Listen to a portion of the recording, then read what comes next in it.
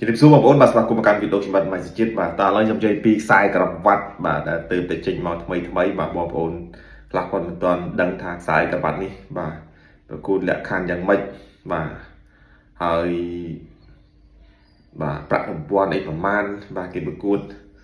បាទពេលណាអីពេលណាបាទអញ្ចឹងគឺកម្មវិធីមិនមែនថ្មីទេបាទដោយ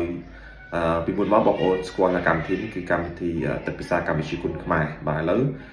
ម៉ោងគឺបដូរពីម៉ោង6មកចាប់ផ្ដើមម៉ោង5កន្លះហើយដូរពី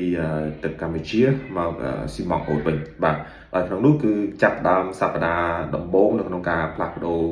ម្ចាស់ sponsor នេះបាទគឺមានការប្រកួតមិត្តភាពហើយនឹងការប្រកួតដណ្ដើមខ្សែក្រវ៉ាត់បាទអញ្ចឹងមិត្តភាពមានរឿងសុភ័ណ្ឌប៉ះបរទេសហើយនឹងពេជ្រសម្បត្តិប៉ះបរទេស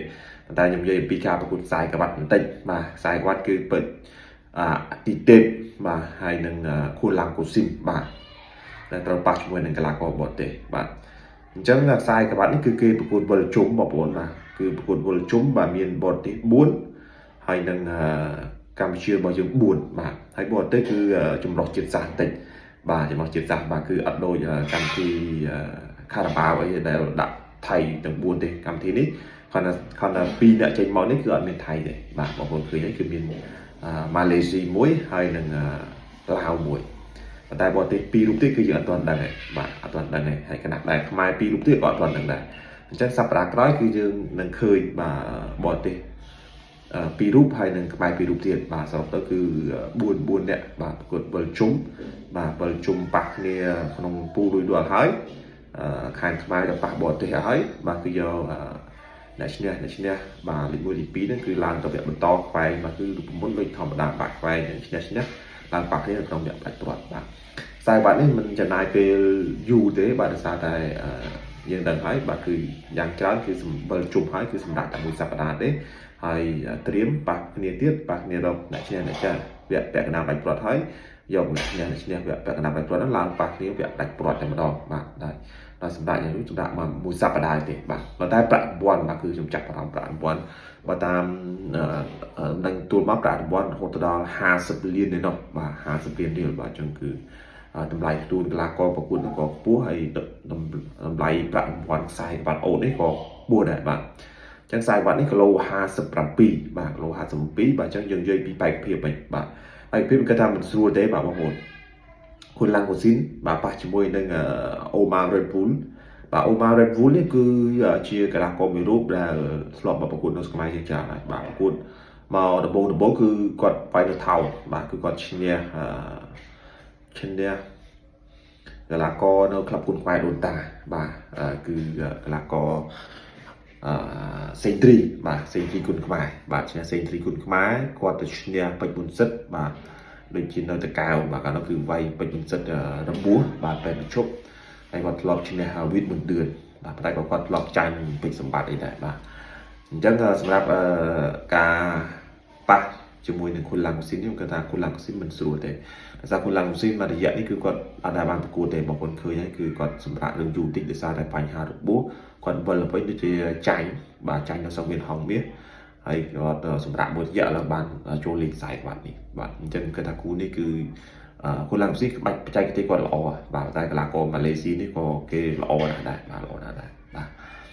យើងទៅមើលពីគូទៀតពេជ្រអាទិទេពបាទបងប្អូនដឹងហើយបាទពេជ្រអាទិទេពបាទមករយៈនេះគឺគាត់ល្អមែនតើបាទតាំងពីលេងខ្សែក្រវ៉ាត់បាទនៅថោនមកគឺគាត់ប្រយ័ត្នតែចាញ់ទេបាទញោមគឺសរុបទាំងអស់របស់គាត់គឺគាត់ទាំងខ្មែរទាំងបរទេសគឺគាត់ចាញ់តែហាន់2ម្ដងតែប៉ុណ្ណោះតែវានឹងទាំងវាយនៅម៉ាឡេអីគឺគាត់អត់ដែលចាញ់ទេបាទមកលេងខ្សែក្រវ៉ាត់នៅថោននេះវាយប្រហែលប្រកួតដូចជាមើលយើងវិលជុំ8នាក់បាទ12រូបបាទកីឡាករហើយឡើងទៅវគ្គពាក់កណ្ដាលបាច់ព្រាត់ហើយចុងក្រោយវគ្គបាច់ព្រាត់បាទឈ្នះរឿងនីណាបាទបានខ្សែក្បាត់ដោយប្រាក់រង្វាន់ដល់សរុបដូចជាប្រាក់រង្វាន់នេះជា50លានជាងបាទនឹងបូកទាំងការឧបត្ថម្ភបន្ថែមបាទខ្សែក្បាត់នោះដូចជា40លានជាងដែរបាទ48បាទជាបូកប្រាក់រង្វាន់ផ្សេងទៀតចូល50លានជាងបាទខ្សែក្បាត់របស់គាត់អញ្ចឹងគាត់ប៉ះជាមួយនឹងថងបាទថងបាទនេះកីឡាករចាស់វស្សាបាទប៉ុន្តែក្បាច់បច្ចេកទេសហើយនឹងការប្រកួតរបស់គេគឺនៅតែល្អទេបងប្អូនណាទាំងចំនួនសែនតាឌីវាយនៅអប្សរាចំនួនកាលហ្នឹងសែនតាឌីក៏តានតឹងជាមួយគាត់ដែរហ ហើយបានរយៈក្រោយនេះគាត់មកខ្មែរក៏និយាយរួមកីឡាករឡាវដែលខ្ញុំសង្កេតឃើញថាមកប្រកួតនៅស្រុកខ្មែរគឺមានតែថងបាននេះទេដែលខ្ញុំឃើញថារឿងគ្រាន់បើជាងគេបាទថងបានមានថងបានមានខំភូមកដំបងឃើញតែធ្លាប់តាំងពីឈ្នះបិទសម្បត្តិហ្នឹងក៏ដូចជាមិនអីណាស់ណាដែរបាទមិនអីណាស់ណាដែរបាទហើយថងបាននេះឃើញថាគាត់ល្អបាទដោយការប្រកួតវាយដាក់ឡានអញ្ចឹងគឺគាត់ឈ្នះធុនយើងឡៃ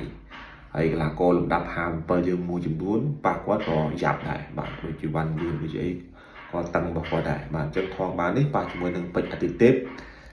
កម្លាំងអីបុកអីបាទគឺថាពេជ្រអាទិទេពគឺល្អហើយប៉ុន្តែ5ទឹកកងធំប៉ះជាមួយនឹងថងបាននេះខ្ញុំគិតថាអាចនឹងពិបាកថងបានបាទថងបានជាប្រភេទថងបាននេះវាកីឡាបច្ចេកទេសក្បាច់បត់ផ្សោតវាច្រើនអញ្ចឹងពេជ្រអាទិទេពបុកបើថាកងជ័យព្រាមអាចនឹងមានឱកាសប៉ុន្តែវាយយកពិន្ទុវាយកងធម្មតាខ្ញុំគិតថាពេជ្រអាទិទេពគឺពិបាកបោះថងបាននេះវិញបាទថងបាននេះវិញអញ្ចឹងយើងចាំមើលជាក់ស្ដែងគូនេះក៏ខ្ញុំឲ្យ50ដែរនិយាយទាំងខ្មែរទាំងបរទេសទាំងគូខាងគូឡើងគូស៊ីមជាមួយនឹង Red Bull បាទ Oma Red Bull ហើយនឹងពេជ្រអាទិទេពជាមួយថងបានគឺគូឲ្យ50ដូចគ្នាបាទបរទេស2នេះក៏ល្អដែរ4អ្នកទៀតបាទខ្មែរ2ហើយនឹងបរទេស2គឺគេអត់ទាន់បញ្ចេញទេបាទខ្ញុំគិតថាអាចនឹងគេមិនបញ្ចេញទេអាចនឹងទុកឱកាសឲ្យកីឡាករផ្សេងកីឡាករគាត់ត្រៀមខ្លួនឬក៏ពេលខ្លះអាចនឹងមានការដោះដូរអញ្ចឹងគឺអត់បញ្ចេញ8អ្នកទាំងស្រុងមកបាទអញ្ចឹងចាំមើលសប្តាហ៍ក្រោយមើល4អ្នកទៀតតើជាកីឡាករបរទេសរូបណាបាទអញ្ចឹងយើងចាប់អារម្មណ៍តែពីគូនេះសិនបាទសម្រាប់ការប្រកួតទៅតាមខ្សែក្បាត់អូតនេះបាទអញ្ចឹងខ្សែក្បាត់នេះក៏ភេទទម្ងន់57គីឡូក្រាមតាមដំណឹងមកប្រាក់រង្វាន់រហូតដល់50លានរៀលហើយប្រកួតវិលជុំសន្សំបន្ទុកបាទរកអ្នកលេខ1លេខ2ឡើងទៅវគ្គបន្តខ្វែងឡើងទៅវគ្គដាច់ព្រាត់តែម្ដងបាទហើយប្រកួតម៉ោង 5:30 នាទីល្ងាចបាទរៀងរាល់ថ្ងៃសៅរ៍បាទនៅសង្វៀនបាយ័នស្ទឹងមានជ័យបាទអរគុណបាទសម្រាប់ការតាមដានវីដេអូខ្ញុំបាទម៉ៃសុជាតិ